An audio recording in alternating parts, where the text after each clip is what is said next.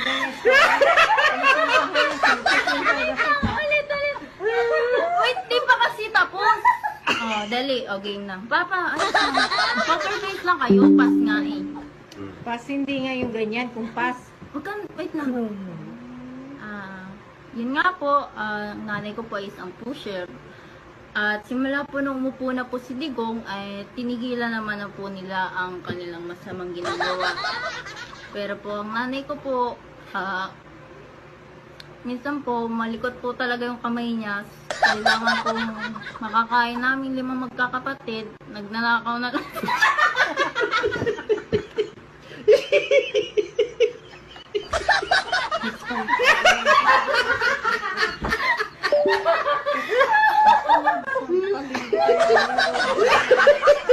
Kala. Eh, ano nga magandang ano? Pipi na lang. Ganyan. Pipi na lang. Pipi. Pipi na lang. Ganyan. Backstory nga eh. Ito, tama na. Tama na nga. Ewan ko na. It's a prank!